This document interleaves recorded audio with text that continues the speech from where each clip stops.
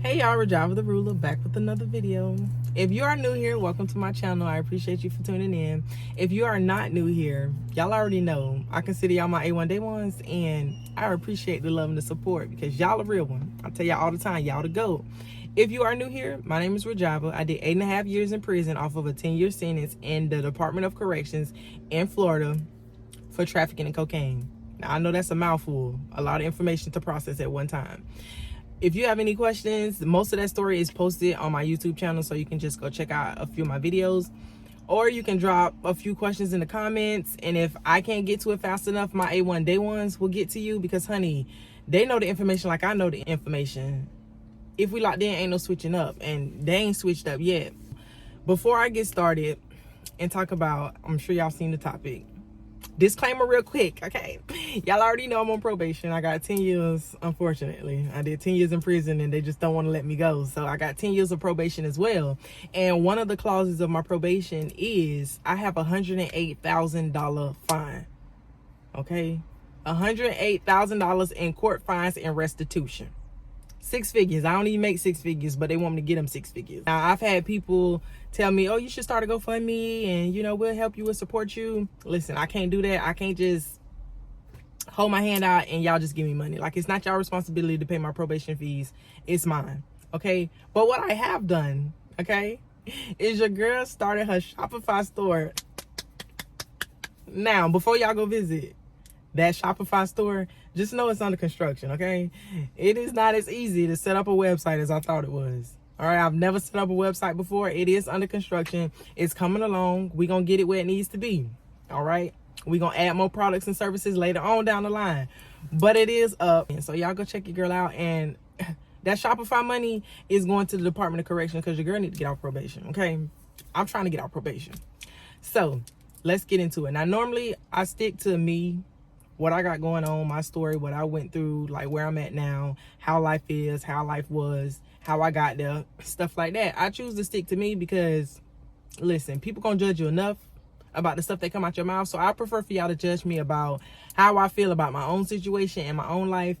And I keep my opinions to myself because there's a lot of people that get on here and they have their opinions. And it's like, you could have kept that ignorancy to yourself.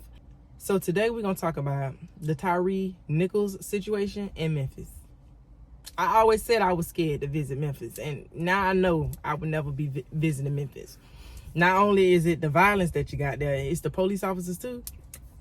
We ain't doing that. So with the TYRE situation, it was a black guy. He got pulled over. It doesn't matter if he was green, okay? It just so happens that he was a black guy.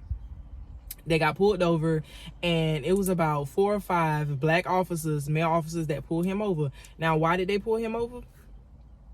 I have no idea. Did he run a red light, run a stop sign? Was he driving too fast? Was he doing donuts in a neighborhood? I can't tell you why they pulled him over. He ended up getting pulled over.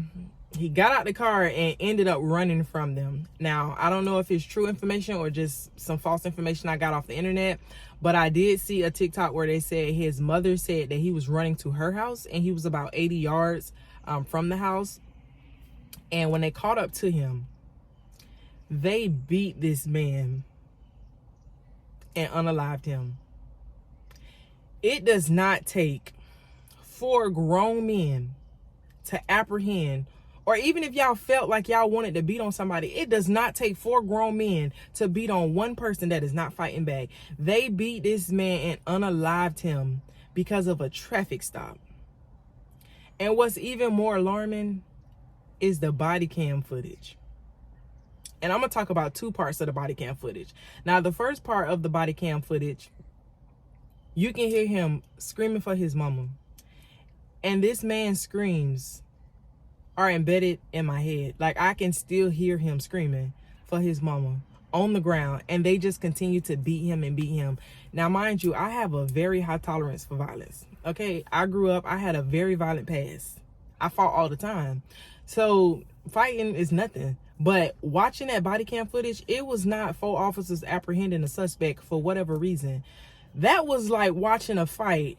You at a block party and you know some people beefing and you see they caught one slipping and him and his homeboys just jump on him and try to teach him a lesson. Like, that was the type of fight on that body cam footage. That was not officers who swore an oath to protect and serve. There was no protecting and serving in that body cam footage. And they were just beating him and he's just screaming. And it's like, at what point do you stop? And outside of the fact you're a police officer, outside of the fact of anything, at what point do you stop and you decide to treat a person the way you would like them to be treated? Like, what did this man do that caused y'all to beat him like that? And then on top of that, he's screaming for his mama and y'all had no sympathy? This grown man is screaming and crying and y'all had no sympathy. Nothing in you triggered for you to be like, okay, we doing too much, or we need to stop. Or like, even the officers that was around that was not beating on him, like, at what point did nothing click where you seen an injustice being done to a person that you didn't be like, hey, hold on, okay, wait, that's too much. Like, okay, y'all, all right, that's enough. Like, let's put him in handcuffs. Like, let's put him in the car. Like, okay, like, at what point? Like, nobody had a moral compass that this was wrong. Regardless if the man killed 50 people, like, it should be something on the inside of you that tells you this is not right and I need to stop. Or that is not right, they need to stop. And you are an officer. You took an oath to protect and serve. So you should have more self-control. Your moral compass should be unmatched to mine. If I can find sympathy for a man, whether he was a criminal or committed a crime, if I can find sympathy, you should be able to find sympathy. Like, that's the vow that you gave when you got that job. And what's even worse is after they done did what they did to this man, and like you can see on the body cam footage, they got him handcuffed behind his back and he's like propped up against the car. And at this point, I don't know if he's breathing. I don't know if like what's going on, because he's making no noises. He's just propped up against the car and you can see him.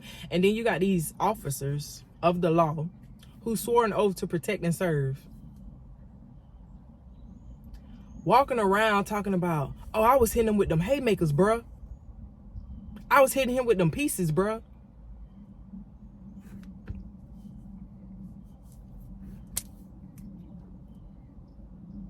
What do you think this is? Like, what do you think the purpose of your job is? You're bragging about hitting a man who's on the ground, not fighting you back. He's not even fighting you back. And you're bragging about hitting him with haymakers. You're bragging about hitting a man, a defenseless man, that you're fighting with 3 other people with haymakers and pieces. I would hit him with them pieces. And there is no one, because you can see in the body cam footage, you can see multiple officers standing around. It is so many of them out there, so many cars. And you can just see officers just standing around and they just sitting there just bragging about how they beat this man who eventually passed away. And y'all bragging about how you hit him with haymakers. Just talking about it like it's some regular routine fight on the street. Like you do not have a badge on. Like you do not have a body camera that's recording. Like you do not get in a car that our taxpaying dollars pay for the gas. Our taxpaying dollars pay for your salary. Like, and I've seen so many different views and opinions. And it's like, I really don't care what that man did. The only crimes that are punishable by death, you get sentenced to in prison. There's no crime you can commit that warrants you to being beat and unalived on the scene. You are innocent until proven guilty. But y'all decided to beat this man. And even if it's the fight where he was resisting, we had to apprehend him, we had to get him into custody. How much force did you think you needed? It's 4 of y'all. How much force do you think was needed to apprehend one person? And then to the point where he's screaming, he's like, okay, like screaming for his mama. Y'all didn't see the fight leaving out of him. Like, y'all didn't see the resistance leaving out of him because y'all was beating him so bad that he knew he had to comply. Even if he was resisting, there's a point as a person that you understand that you have no control in the situation and now you have to comply. Y'all didn't notice at no point when that point came. Like, y'all didn't notice him stop. And all of them have been fired from their job and charges have been processed. Now, another part that I would like to mention is I also seen people talking about, oh, they only, arrested them because they were black. They only fired them because they were black. And where's all the protesting and the outrage? Because when it's a white officer, it's so much protesting and outrage. First of all, there's no need for protesting and outrage because justice was served swiftly and quickly. Okay, you protest and there's outrage because justice is not being served, or they're acting like nothing wrong happened. The department in Memphis is not acting like nothing happened. So there's no need for people to protest and to riot or to do anything like that. There's no need for an outrage because justice has been served. Now, the fact of how come justice was served so quickly for these black officers? Listen, honestly, I'm happy that justice was served. I don't care if the officers was green or if the person they pulled over was orange. Because the way they did that, man, you should not be able to walk away from. And I am not a person that likes to condemn people to prison or say who deserves to be in prison or say who should go. I am not judge, jury, and executioner. So that is not my place. But y'all for beating that man like that and then sitting around bragging about it. Haymakers. I cannot say I'm sad about the fact that y'all got charges brought against y'all. I can't even say I'm sad. I can't even say I feel any sympathy. I do feel sympathy for what I know you're about to go through, what I know you're about to endure if you end up in prison. I do have sympathy for that. Because men are a lot less forgiving in prison than women are. Y'all are officers and y'all beat a man and unalived him. Male prisons are not as forgiving. So y'all time gonna be just slightly harder than if it was a female officer that was convicted. So I do feel sympathy for what y'all may endure in prison, but I have no sympathy for y'all being charged according to y'all actions. And the fact that they were black and got justice so swiftly against them, that's something we can revisit at another time. That's something that can be revisited on a different level. But we just gonna stick to the fact we're not gonna make this black and white, okay? Those officers unalived that man and justice was served. And that's what we're gonna stick to. Now, if there ever is a situation, which I hope there never is, but unfortunately there may be, I hope justice is served just as quickly. I don't care what the color of the victim is. I don't care what sexual orientation they are. I don't care what crime they committed. And the officer that does it, I don't care if they got a family. I don't care what color they are. Justice needs to continue to be served as quickly, because it gets to a point where it's like, regardless if Black Lives Matter, Blue Lives Matter, lives in general should matter. Like, outside of the fact of the color of our skin, we all got the same purpose. We all here for the same thing. We want to be happy. We want to live a good life. And we want to be loved by the people that surround us. It doesn't matter what the color of your skin is. Like, you should be awarded the same liberties as anybody else, because we all here. We all here. And the only difference between us is the shade of our skin. Just the shade, okay? It's not like black people have a different type of skin. It's not like white people got, a different type of skin. Chinese people got a different. We got the same skin. It's just different shades of it. So it's like makeup. Like, all makeup is treated the same. It's just a different shade. You just pick your shade. Oh, we have to do better. We have to do better. I'm not even gonna sit here and say all lives matter, because that phrase has been used to negate the fact that Black lives matter. I'm just gonna say lives matter. People matter. We all matter.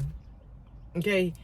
And good job, Memphis, for justice being served. Okay? And let's just hope and pray that justice continues to be served in situations like this.